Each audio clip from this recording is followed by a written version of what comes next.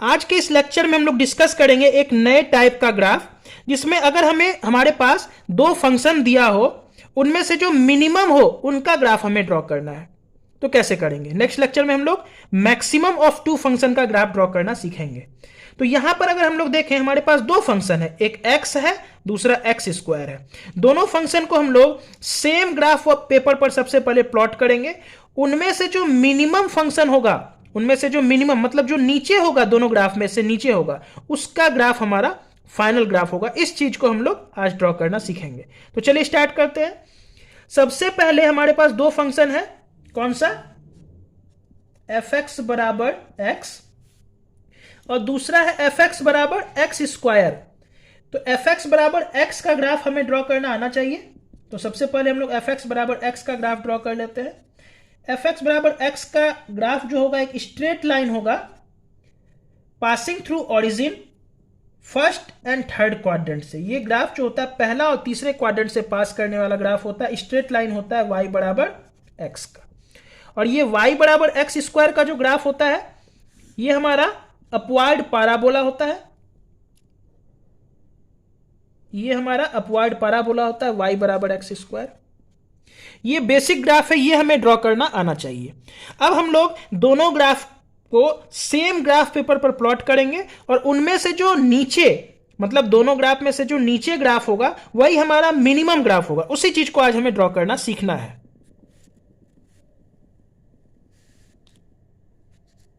चलिए same graph paper पर हम लोग यहां पर इस ग्राफ को ड्रॉ करते हैं।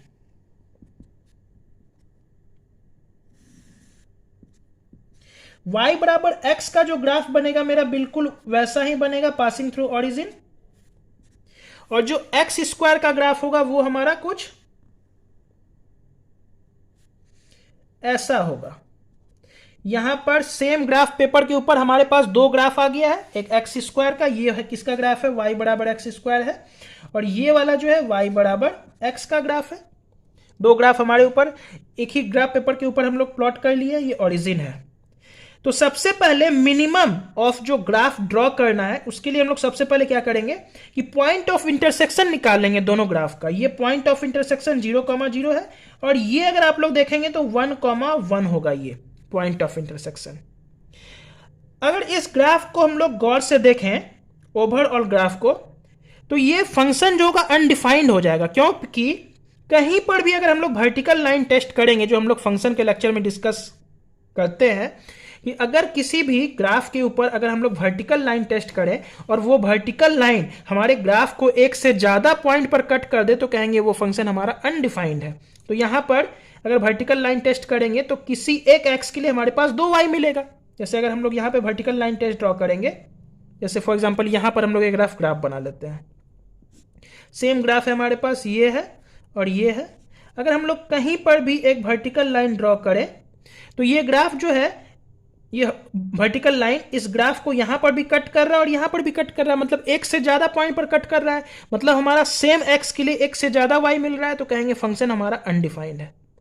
लेकिन ये फंक्शन हमारा अनडिफाइंड नहीं होगा, क्योंकि इसी चीज को हमें समझना है। क्योंकि हमें कहा गया है ग्राफ बनाना है मिनिमम ऑफ x और x स्क्वायर का। मतलब ये जो फाइनल ग्राफ बनेगा, ये फाइनल ग्राफ ऐसा नहीं होगा। फाइनल ग्राफ अभी हमें इसी ग्राफ में से ड्रॉ करना है। मतलब इन ग्राफ में से जो भी ग्राफ हमारा नीचे होगा दोनों में से, उसी का ग्राफ हमारा फाइनल ग्राफ होगा।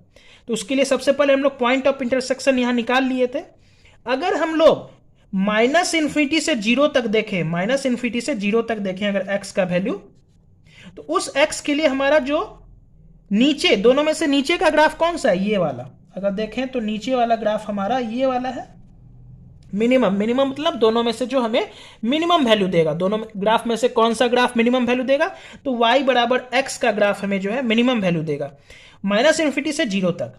फिर 0 से लेके 1 तक, यहां पर भी पॉइंट ऑफ इंटरसेक्शन है, तो 0 से लेकर के 1 तक, जब x का वैल्यू 0 से लेकर के 1 होगा, यहां पर भी ये कोऑर्डिनेट 1,0 होगा। 0 से लेकर के 1 तक दोनों में से जो मिनिमम ग्राफ कौन सा होगा? नीचे वाला होगा, एक्स स्क्वायर का ग्राफ होगा। ठीक है। और फिर नेक्स्ट अगर हम लोग 1 से इन्फिनिटी तक देखें तो दोनों ग्राफ में से, मतलब एक्स स्क्वायर और एक्स के ग्राफ में से जो नीचे वाला ग्राफ होगा, मतलब मिनिमम वैल्यू जो देगा, वो ये वाला हो जाएगा। तो ये फाइनल ग्राफ हमारा ये वाला बना है, जिसमें हम लोग कुछ यहां पर जो हम लोग इसको डॉटेड बना है, मतलब यहां पे जो दोबारा से इस पर हम लोग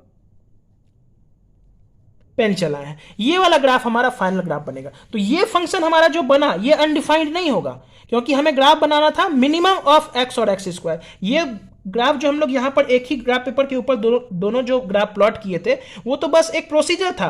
तो उस ग्राफ को देखकर हम लोग ये नहीं कहेंगे कि ये फंक्शन हमारा अनडिफाइंड है। फाइनल जो फंक्शन का ग्राफ बनेगा वो हमारा डिफाइंड होगा।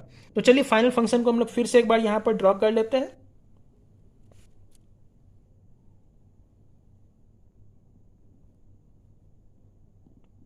तो जो फाइनल फंक्शन हमारा बनेगा, फाइनल ग्राफ,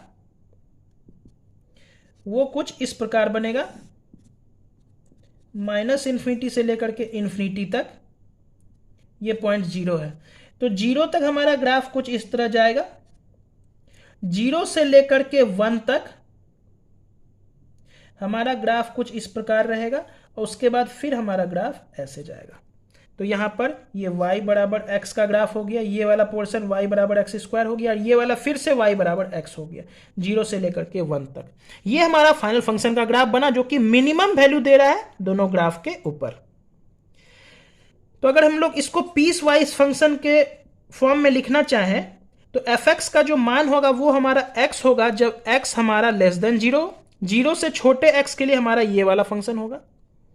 एक्स स्क्वायर होगा जब हमारा x 0 से बड़ा और 1 से छोटा हो जाए, और फिर से हमारा x हो जाएगा जब x हमारा ग्रेटर देन इक्वल टू 1 हो जाए। ध्यान से देखेंगे, 0 से लेकर के 1 तक ये वाला ग्राफ है, माइनस इन्फिनिटी से 0 तक x है, तो देखो माइनस इन्फिनिटी से 0 मतलब x का वैल्यू 0 से छोटा होगा, तो पीछे माइनस इन्फिनिटी तक जाएगा।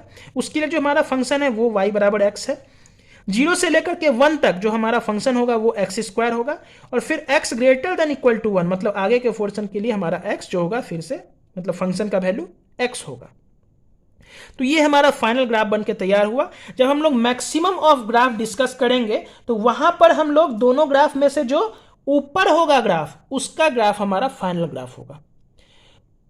तो ये हमारा मेन कंक्लूजन था इस ग्राफ का।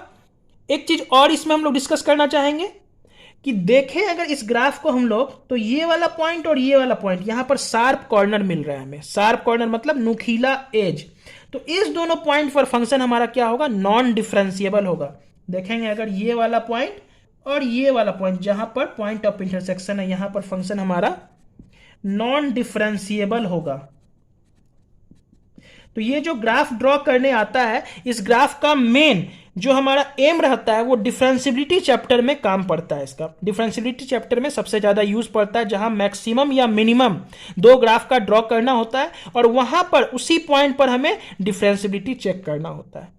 तो यहां पर जैसे देखेंगे हम लोग कि शार्प कॉर्नर है, स्मूथ ग्राफ नहीं है हमारा 0 और 1 पर, तो इस दोनों पॉइंट पर फंक्शन हमारा नॉन डिफरेंशिएबल हो जाएगा। तो ये जो ग्राफ है सबसे ज्यादा यूज हमारे डिफरेंशियबिलिटी के चैप्टर में आता है।